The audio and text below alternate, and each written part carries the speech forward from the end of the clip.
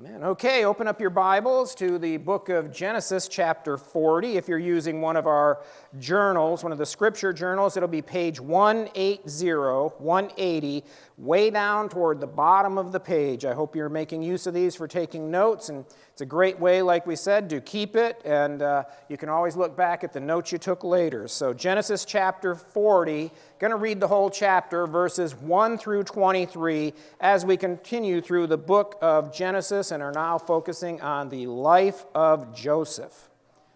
Genesis chapter 40, starting at verse 1, and this is what it says.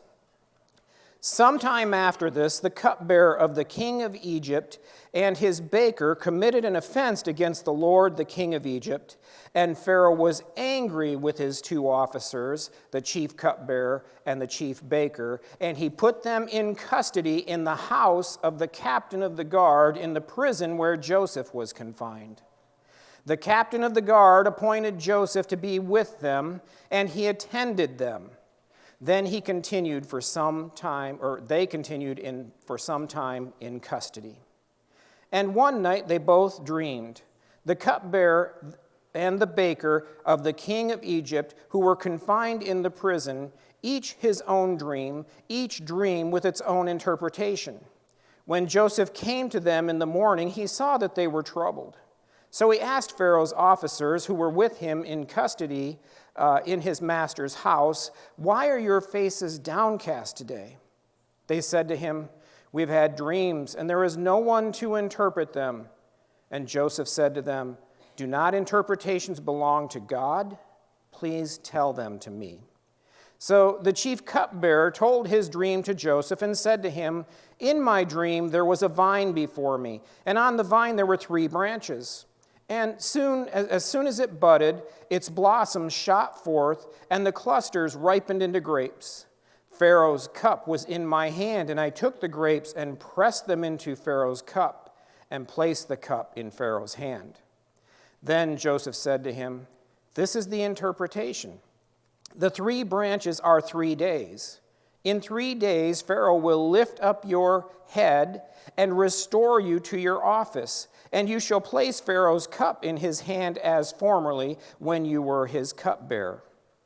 Only remember me when it is well with you, and please do me the kindness to mention me to Pharaoh, and so get me out of this house.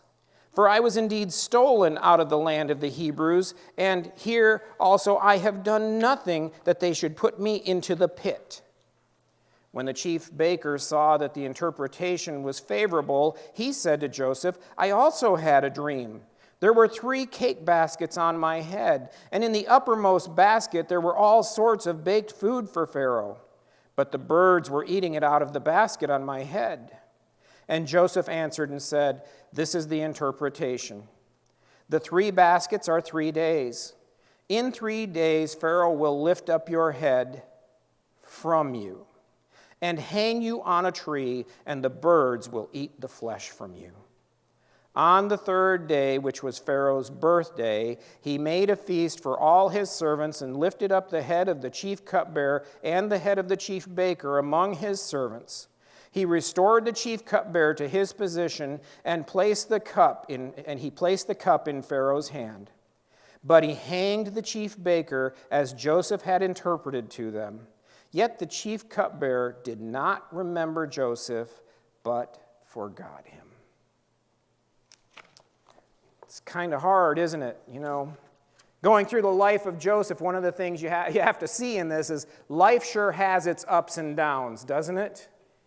Life has its ups and downs. Think if you were Joseph. You can tell me if this is an up or if this is a down. You are born the favorite son of 13 children in total. Up, right. Your mother dies when you're only a child. That's down, right? Nobody wants to lose their mother.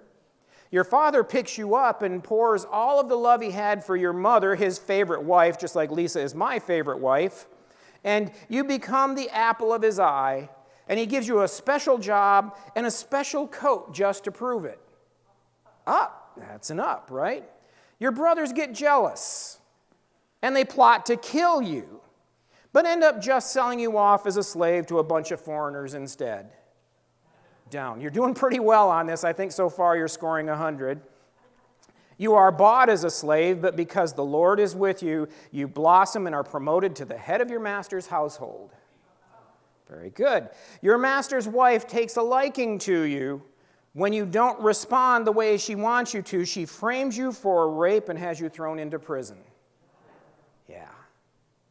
Joseph's life is a roller coaster. If you know me, you know I don't like roller coasters. I don't like drama. I like smooth sailing, right? Like I said, I'm good to swim way deep underwater, but don't drop me out of anything. I don't like roller coasters. Joseph's life is a roller coaster. Yet what we see in the life of Joseph, this amazing thing, is this ability he has to continually to choose to do the right thing, whether the roller coaster is going up or whether the roller coaster is going down. What I don't know fully, I've shared some of it, but the kind of character that was built in this young man and where this came from, when you see what a dysfunctional mess his family was, somehow, whether the coaster is going up or down, he chose to do what? The right thing. Every time. Like I said before, not that he was sinless, right? No one was except Jesus. Obviously, it has something to do with the fact that the Lord was with him. We saw last week that he was very, very aware of the fact that the Lord was with him, and it was mentioned 4 times in that chapter, the Lord was with him. Well, there are 2 ways to see this impacting Joseph and his life, this awareness that the Lord was with him. And I know we talked about this some last week. We're going to revisit it just a little bit here with these 2 points that we can see. The Lord was with him and how it impacted Joseph in his life. Number 1, I believe it gave him the ability to trust God with the outcome of his life. That's a new point we didn't talk about. We just sang about that, right? I will put my trust in you alone. Isn't that what we just sang? Somehow Joseph had the ability to trust God with the outcome of his life, no matter where the roller coaster was going.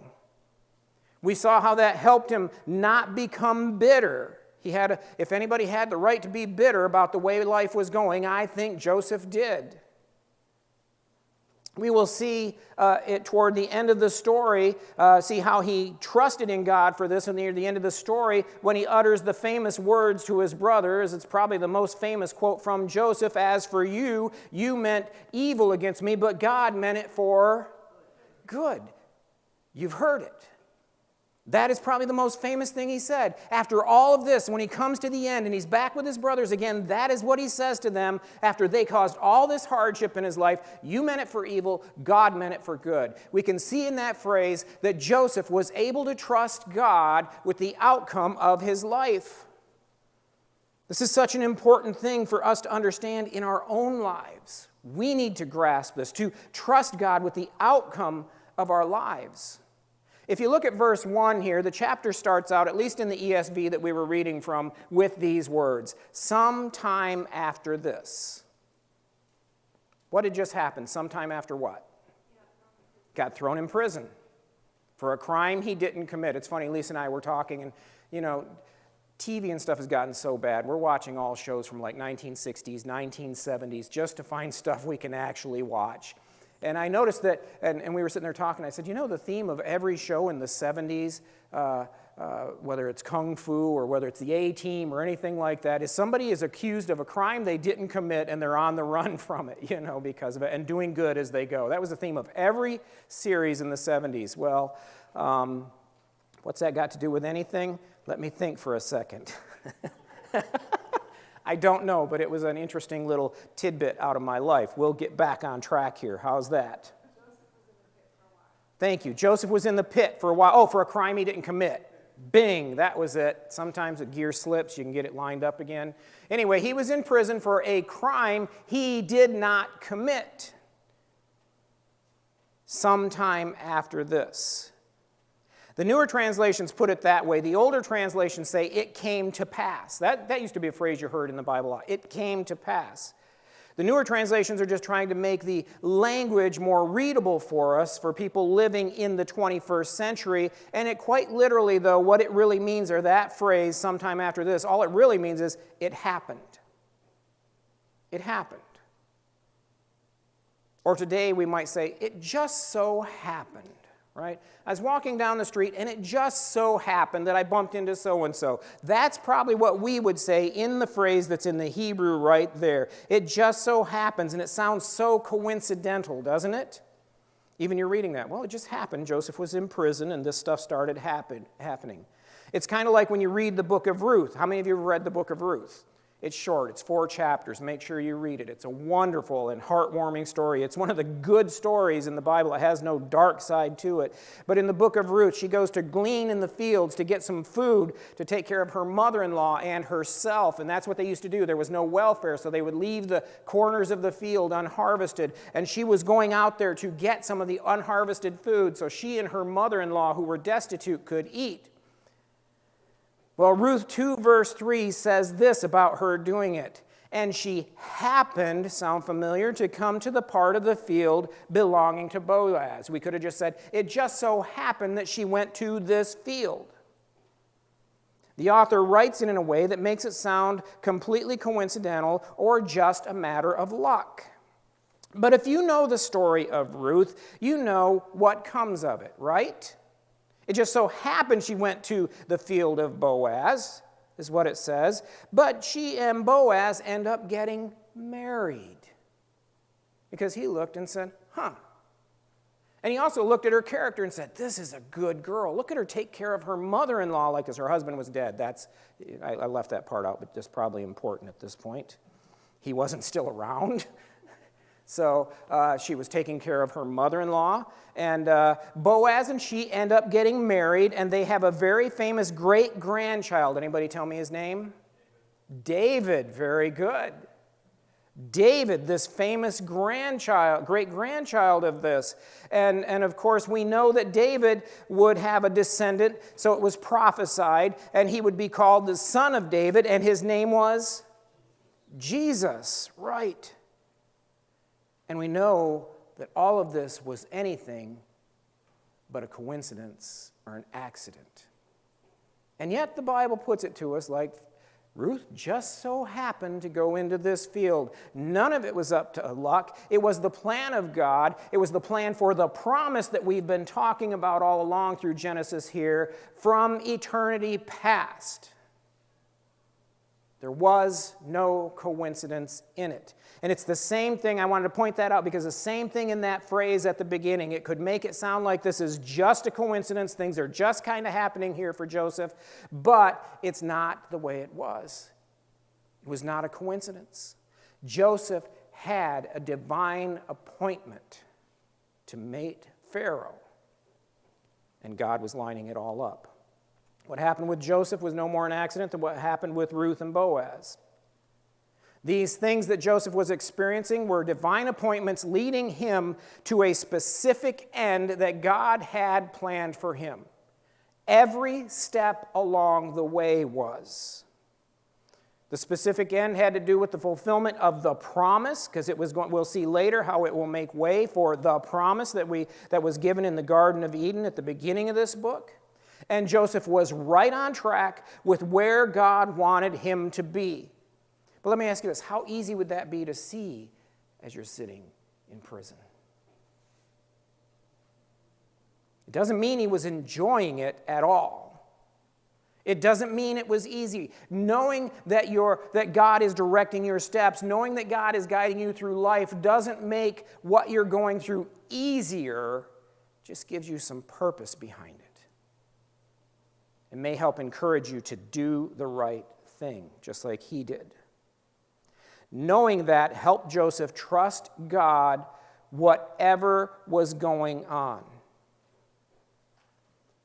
Knowing that helps us make it through the challenges of life. When I face difficulties and hardships. Because there is no one incident or one moment of your life. I want to make this clear. There is not one incident or one moment of your life that escapes the eyes, the ears, or the reach of God. Not one. Nothing just happens with God. So we know that he was able to do this because he could trust God with the outcome of his life, and that helped him do the right thing, whatever he did. Second thing here is that knowing that the Lord was with him in that way also, as we saw last week, helped him do the right thing. As a slave in the field, he worked. As Paul instructed Christians who were trapped in slavery in his day, work heartily as unto the Lord and not for men. That was probably a tough phrase for them to hear. I know at one point Peter says, even to the masters who are not good masters. Goes so against our American mindset, right? Run, fight, get away, get free, do whatever you have to do. It's a hard thing, but that's what he said. Paul tells the early Christians who are trapped in slavery, do your work as if you're doing it to the Lord, not to this master who is treating you badly. I guess if he can tell them to do that with their masters, we could look at our bosses and our companies and the places we work and the injustices we face there and probably apply the same principle to ourselves, right? If I'm doing a job, who should I do that job to please? The Lord, exactly. That helped Joseph in what he was doing. As a slave in the field, he did it that way. He worked as if he was working to the Lord. So he got promoted, and he did the same thing then in his master's house. And he repeated this pattern again and again, always doing the right thing, doing what he should do as the best he could. And now we see him doing the same thing in jail. If you flip back about one page to Genesis 39, verses 21 through 23, it says this, "But the Lord was with Joseph and showed him steadfast love," or we like to say mercy, "and gave him favor in the sight of the keeper of the prison. And the keeper of the prison put Joseph in charge of all the prisoners who were with him or were in the prison. Whatever was done there, he was the one who did it. The keeper of the prison paid no attention to anything that was in Joseph's charge because the Lord was with him. And whatever he did, the Lord made it succeed." Even in prison, he chose to do the right thing and do it as if he was doing it unto the Lord, and he got promoted again. So going back to the first words of chapter 40, sometime after this, these words remind us that an indeterminate period of time passed while this happened. How long was he in prison? We don't know. How long was Joseph a slave in the field before he got promoted to the house? We don't know. How long was he a slave in the house before Potiphar looked at him and said, "I want this guy taking care of my personal stuff"? We don't know. How long he was a Potiphar's assistant? How long was he over Potiphar's whole house? We don't know. How long was he a prisoner before the jailer took note of his character and put him over all the operations of the jail he was being kept in himself? We don't know. But we know that that jailer must have seen something in Joseph in the way he was handling himself after he'd been through all these things, and here he is in this prison.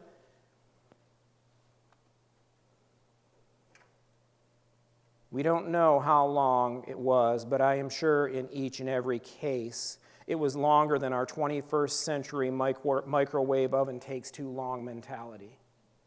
How many times do we do that? You're cooking something in the microwave, you just can't wait till it's done, so you stop it.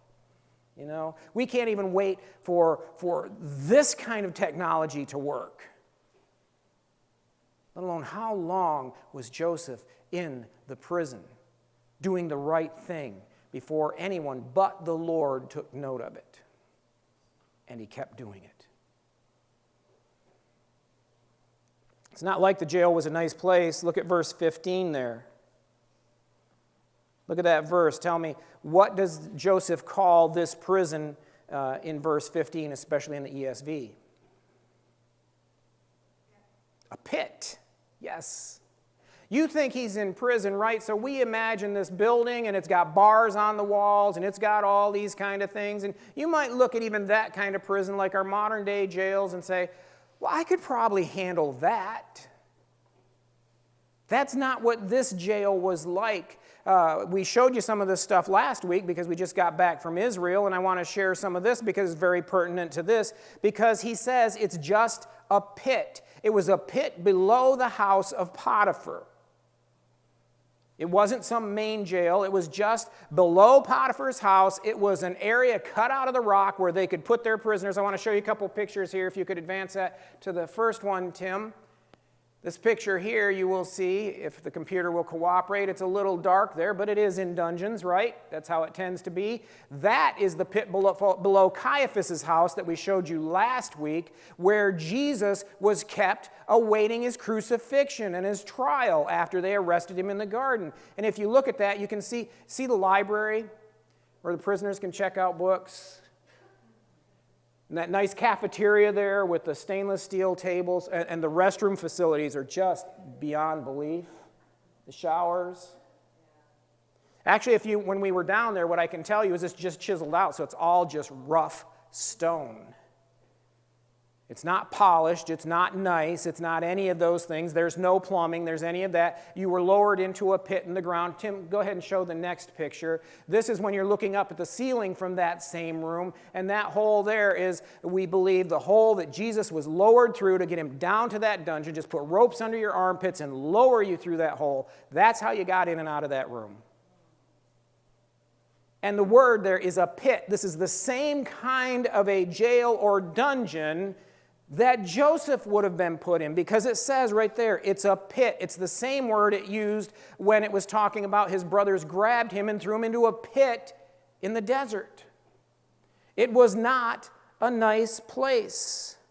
But somehow in the pit of despair, right, Joseph managed to do the right thing. Somehow he managed to keep a good attitude and did it for long enough for the jailer to recognize that God was with him and promote him to being over everything related to the prison. How did he do that? Knowing God is with us motivates us to do the right thing, and not just momentarily. Because what it doesn't tell us there, as I mentioned a minute ago, is how long he was there doing this thing in that pit, doing the right thing, doing it as unto the Lord before he got out. We're willing to do the right thing for a few moments. It's like diets, right? I'm January 1st, we're all on diets. January 2nd, well, that was a good try. We do the same things with trying to do the right thing in hard times too, don't we? Well, God, I'm going to serve you no matter what. And then things get harder, and it's easy to fall off. So God's plan then at this point, as Joseph has managed to do these things, his plan begins to reveal itself. Joseph, as I said, has a divine appointment with Pharaoh. And look who just happens to end up in the same dungeon as Joseph. These two guys, Pharaoh's personal cupbearer and Pharaoh's personal baker. And every time I read that, all I can think of is the baker, the cupbearer, the baker, and the candlestick maker. But the candlestick maker did not get stuck in there. Now, what these two did to get Pharaoh so mad, he threw them into this pit where you were really just there awaiting your sentence to probably be executed. It does not tell us. I don't know, maybe the cupbearer spilled or let the wine get too warm. I tell you, I could never be a cupbearer because I spill all the time. Lisa and I went to a special dinner at a restaurant one time. They were doing, where they train people and they give out passes to come in. And I had just had a surgery on my foot, and oh my goodness, and we took Megan and Brian, and we went into this thing, and it was we couldn't have had more water and stuff on the top of that table by the time we were done. Those poor employees, those poor people, they probably never came back to work after we broke them in, but it was just, I try not to spill, it just happens. I've talked about wearing spotted clothing just to help hide it, right? Just pre-stained clothing, but anyway, The cupbearer, he's there to hold the cup for Pharaoh and to give him a drink when he wants a drink. But he also has another special part of his job, and that is to taste the wine. And what is he tasting it for? Poison. You got it. Because when you're on top, somebody's trying to bump you off. And so it was his job to taste Pharaoh's food and taste Pharaoh's wine and make sure there wasn't any poison in it to kill him. Very important position. I don't know what he did to end up in the prison. As far as the baker, I don't know. But I do know this: you don't burn Pharaoh's biscuits. Whatever they did, they were in the pit. Like I said, you were usually just there awaiting your sentence. Pharaoh was really upset. But once again, there are no accidents with God, are there? That these two people would end up in the prison with them. Verse 4 tells us this: the captain of the guard assigned them to Joseph, and he became their personal attendant, and they had been in custody for some time. The jailer put Joseph over these two, just like Potiphar put Joseph over his entire household. And what is amazing here is Joseph's response to this. It says here in the ESV, he attended them. If you were to go back to an older translation like the King James Version, that one actually nails this translation because it says he served them. Imagine what that took. You're in prison and these two other guys are put here and they're put in your care, and it is your job to serve them. He's put in charge of the whole jail, and these two guys come and are put under his charge, and he serves them. There's a life lesson all in itself in that one thought. Who am I willing to serve? We think of the Last Supper with Jesus, and he comes to the disciples, and they're all fighting over who's the greatest, right? And what does Jesus do? Grabs a towel, puts it around his waist, starts washing their stinky feet. Joseph is serving these two guys. How do we respond to hardship in life? How do we respond when a couple of big shots at work get demoted and end up working under us? Are we going to serve them? Are we going to gloat? What are we going to do? But because Joseph could respond in this way, God entrusted him with a great opportunity. While he was serving them, they each had some vivid dreams. Verse 6 tells us, when Joseph came to them in the morning, he saw that they were troubled. So he came in to check on them in the morning, and he could see that something was wrong with them, and he starts to ask them about what is wrong. Well, you're in the dungeon for a start, but there must have been something worse than that, and he begins to check on them. Let me tell you this, and this is worth writing down and underlining and keeping handy. Ready? Caring opens doors. Caring opens doors. If people know you care, it's going to open their heart right up to you. It's going to open their life up to you if they just know you care. That is why we do things as a church like the Family Fun Fest, because we want this neighborhood to know that we care, that God cares, and he does his caring through us. So we are reaching out that way. Caring opens doors. They both tell him their dreams. The cupbearer went first. Remember, this is the guy that holds the cup for Pharaoh. Well, needless to say, the cupbearer, because of his job, is a very important person in the king's life, and that made the cupbearer a very influential person. You think of Nehemiah being sent by Artaxerxes to rebuild the walls in Jerusalem. Well, he started out as Artaxerxes' cupbearer. But because the cupbearer stands there right next to the king, the cupbearer hears everything said to the king. And if the cupbearer says anything, guess who hears it? The king. Or in Nehemiah's case, the Artaxerxes just looked at him and said, "You don't look so good today." He's thinking, are you poisoned? Or are you tired? What's going on? And so this person has the eyes and the ears of the king. The cupbearer is a tremendously influential person. I got to think, could God have lined up Joseph with anyone closer to Pharaoh besides the fact that the cupbearer was in the pit with Joseph? Potiphar was close. He started there, right? God was moving in. You can see him, God moving Joseph in closer to Pharaoh. And Potiphar was Pharaoh's bodyguard director, his security director. That's exactly what he was. And so he's close to Pharaoh. But think of this, the cupbearer is even closer to Pharaoh than his security officer. Nobody closer. Well, his dream was this. He said, "In my dream there was a vine before me, and on the vine there were 3 branches. As soon as it budded, its blossoms shot forth, and clusters ripened into grapes. Pharaoh's cup was in my hand, and I took the grapes and pressed them into Pharaoh's cup and placed the cup in Pharaoh's hand." Joseph listens to him and says, and of course being the dream master, he is able to tell the cupbearer what his dream meant.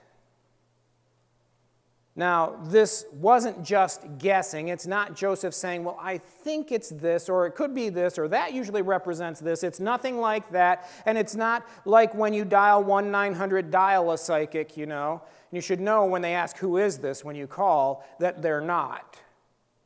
Right? It's not some kind of a chance thing like this was a prophetic dream, a prophetic gift given to this man about his future, and Joseph's prophetic gift was telling him exactly what it meant. I love, too, that if you look at verse 8, to whom Joseph gives credit for this. Who does he say is responsible for him being able to tell this secret? God. Right. Does not the interpretation of dreams belong to God? That's like when Daniel stood before Nebuchadnezzar and says, there's nothing in me that can do this but my God, right? Same thing going on here. He gives God all the credit. In verse 12 and 13, he tells them what the interpretation says. Then Joseph said to him, this is the interpretation. The 3 branches are 3 days. In 3 days, Pharaoh will lift up your head, and there's a pause there, and restore you to your office. And you shall place Pharaoh's cup in his hand as formerly, then back when you were the cupbearer. Now the baker saw all this kind of transpire, and he, and like anyone else does when they see some kind of magic trick, he raises his hand and says, do me next, do me next, do me, right? Tell my dream. I want to know what's going on. Tell my dream. And he had dreamed a dream just like the cupbearer did, and he tells his dream to Joseph. And you have to note that this, too, was a prophetic dream, and Joseph's interpretation would be given through his prophetic gift exactly as it was for the cupbearer. But in verse 16 and 17, he tells his dream and says, there were 3 cake baskets on my head, and in the uppermost basket there were all sorts of baked food for Pharaoh, but the birds were eating it out of the basket on my head. Joseph answered him, this is the interpretation. The 3 baskets are 3 days, just like the 3 branches were 3 days. In 3 days, Pharaoh will lift up your head. So far, it sounds exactly the same, doesn't it? In 3 days, Pharaoh will lift up your head. There's a dramatic pause there, and then he says, from you. And hang you on a tree, and the birds will eat the flesh from you. You look at the way Joseph put it to him, and you really feel sorry for the guy, because there's this literary way where Joseph used the same words for both of them, just like he did for the cupbearer. Now he does with the baker, and it's all sounding great. In 3 days, 3 days, and then it all goes south. So imagine how the baker felt when Joseph started out in 3 days.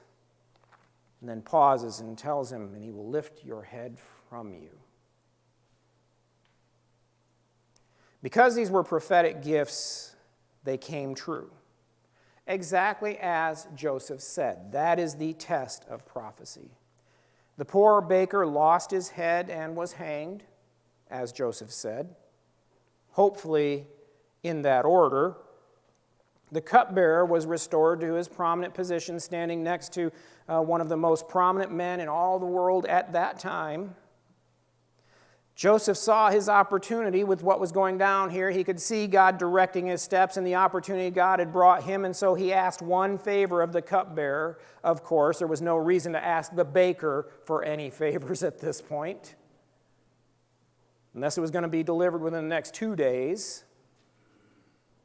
And this is what Joseph says to the cupbearer: "Only remember me when it is well with you. And please do me the kindness to mention me to Pharaoh and get me out of this house." He asks him, when this all happens, I'm telling you, this is going to happen. And when you see this happen, he gets confirmation too, because he gets to see, yes, he gets restored, but he also gets to see the baker does not, exactly as Joseph said. So he knew that the gift of God was working in Joseph. And Joseph says, when you see all this happen, do what? This one favor. What does he want him to do for him? Remember me. And nobody has Pharaoh's ear like you, so please mention me to Pharaoh. He mentions how he was kidnapped, abducted, sold as a slave, accused falsely. And he says, I need someone to act on my behalf, so please remember me. Just this one favor. But let me ask you this, did he remember Joseph? Isn't that sad? Those are the words the chapter ends with. Not only did not remember him, but he forgot him. Yet the chief cupbearer did not remember Joseph, but forgot him. Look down your page, just one paragraph, or maybe if you're not using your journal, but a regular Bible, you can flip a page if you have to. But look at verse 1 of chapter 41, the very first verse, the very next verse after that. How long did the cupbearer forget Joseph? Notice that word in the middle. It's not just 2 years. We're not rounding. It's 2 whole years in that dungeon I showed you. After he had interpreted this dream. After, I'm sure when the guy was taken out, when the cupbearer was like, I got you, Joseph. I got your back. See you soon. I'm going to get you out of here. Thank you. Bye-bye. Can I be bitter now? I've done everything I was supposed to do. I have done the right thing when I didn't have to do it. I even served these 2 prisoners and took care of their needs over my own. And this is what I get. The cupbearer is out, living in the palace, and I am in the pit. First he is framed, and now he is forgotten. 2 years in the pit of despair. Turn with me to Proverbs 13:12. Very short passage. Proverbs 13:12 says this: "Hope deferred makes the heart sick, but a desire fulfilled is a tree of life." If anyone understood that verse, it was Joseph. You're hoping, it's coming. Boy, God has really lined this up for me. Look, who else would be here with me in this prison other than the guy who stands next to Pharaoh? And I see God has supernaturally put him back on his job. He's got Pharaoh's ear. I am out of here. God is so good. He's forgotten. Couple weeks. Okay, I could be patient for a couple weeks. I mean, maybe he's waiting for the right time, right? Maybe a month. Is he remembering me? What's he doing up there? What's taking so long? Maybe 2 months? 2 whole years and not a peep. The moment that cupbearer walked out, Joseph who? Right? Hope deferred makes the heart sick. Joseph had to be able to trust that God was still working his plans. That's what kept him together. God was still working his plans, even though it didn't look like it at this point. All this was going great. All this was lined up. I knew it was going to work. And now all of a sudden, this wrecking ball comes out of nowhere. The guy forgets me. I'm still in prison. It's been 2 whole years and not a peep. You know, it's easy to say there are no coincidences with God when you see the cupbearer leaving the dungeon and he's giving you the thumbs up on his way up. And, see, God's got a plan. Right? It's easy to trust God with the outcome then. 2 years later, probably a little less easy. Has anyone ever forgotten a promise to you that you really needed, that you were really depending on? Have you ever felt forgotten by God? surely we would have been tempted to feel that God had forgotten us by 2 years after we saw this promise of delivery go by. You're at that point and you think, does anyone even know I exist? Have you been there? Have you ever asked that question? I know, for instance, when you've had a loss, as a number of you have, and you know that we have as well, there comes a time when you look out and it seems that the whole world is just bustling by and the world just keeps spinning and everybody's moving and everybody's going about, and it feels like you're standing here and you're the only thing not moving. Have you ever been there? After a real loss and after your life is really falling apart or you are really hurting, and it just seems like, why doesn't the world even realize I'm here? Why doesn't it stop and see me here? I'm just forgotten, even if I'm in the middle of everything going on.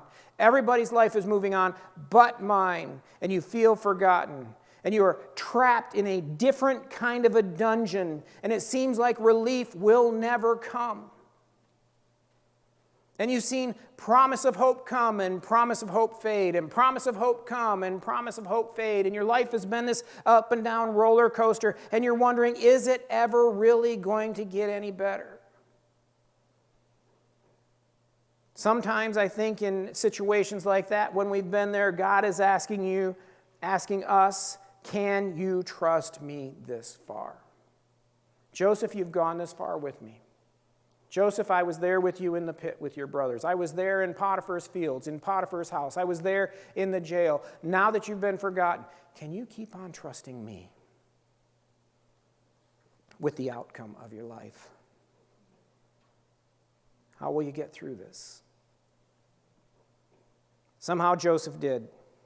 Somehow he was able to look and know, even in the dungeon, even when he was forgotten, he was able to remember that phrase that kept him going, that we saw so many times pop up last week. The Lord was with him, and the Lord was still with him in the dungeon for those years.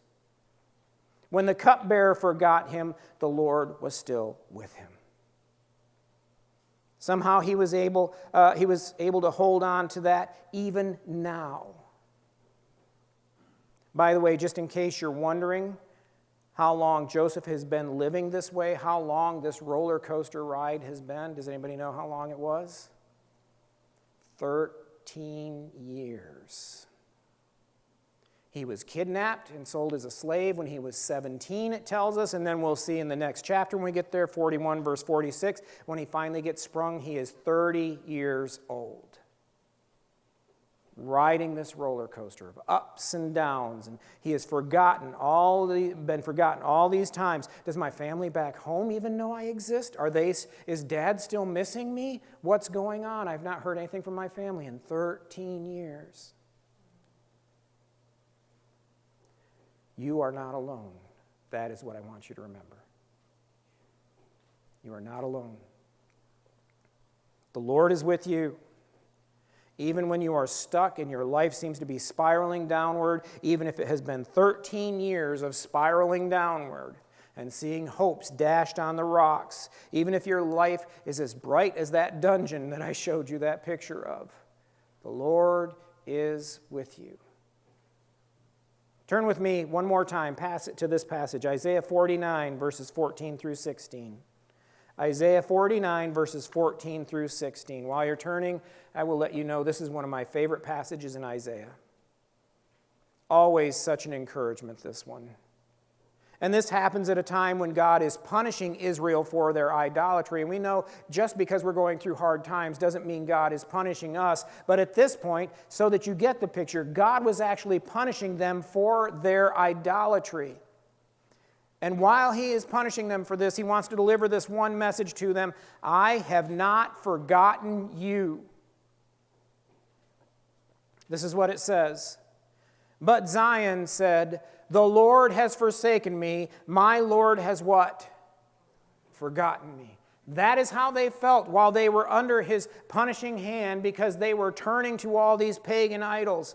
Well, God then brings this reminder to them through Isaiah, and he writes this: can a woman forget her nursing child, that she should have no compassion on the son of her womb? Even these may forget, he says, yet I will not forget you. Behold, I have engraved you on the palms of my hands. Your walls are continually before me. Better underline that one. Even when it was his punishment to them, and that was, he was punishing them because he loved them, and they deserved everything they were getting, God wanted them to know the Lord is with you, and he has not forgotten you, even in those hardest of times. And it may be in your case, just like in Joseph's, that you're not being punished, but that God is working something wonderful that you're just not aware of yet. Or just because sometimes life feels like getting hit in the forehead with a ball-peen hammer and bad things happen. Whatever the reason, whichever of those categories, it's this incredible reminder God gives us. He gives us the picture of a woman nursing a child and says, can she forget her nursing child? Not likely. He picks one of the most endearing pictures of all of human life. And who cares more for the child than the mother? The obvious answer is no, she can't forget her child. Then he compares this with his love and says, even if she could, I never will. I will never forget you. What assurance does he give us of this? Look at that last verse there.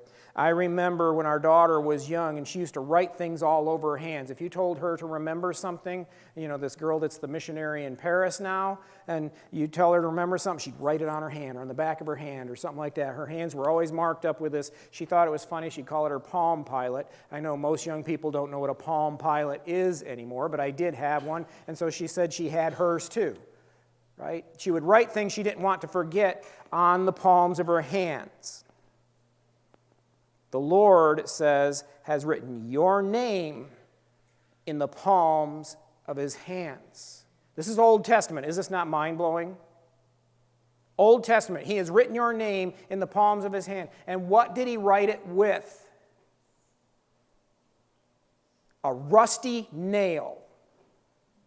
I don't know if it's rusty, but it was a nail. Isn't that amazing? I'll never forget you because these nail marks in my hands remind me of you every time I look at them. This is your name. I could never forget you. Even if a mother could forget her nursing child, your name is indelibly marked in the palms of my hands.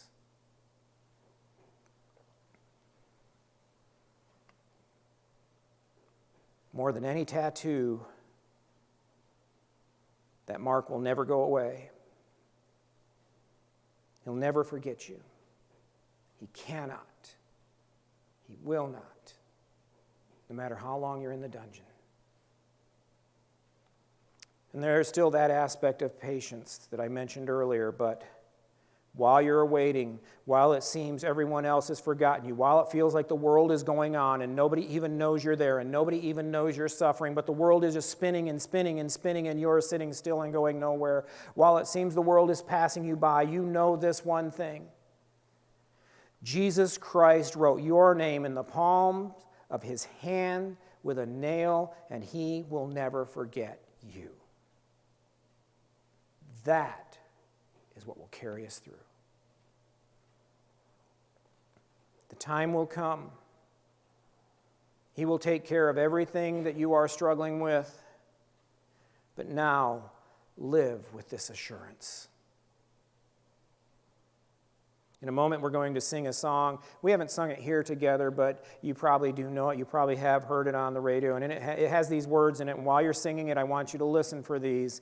And you can just offer up your prayer to God as you do. But it says, yes, I can see the light that is coming for the heart that holds on.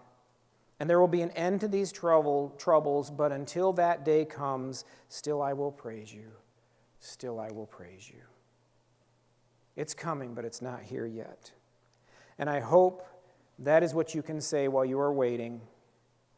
There's a day coming, but from now on, hold on and praise him.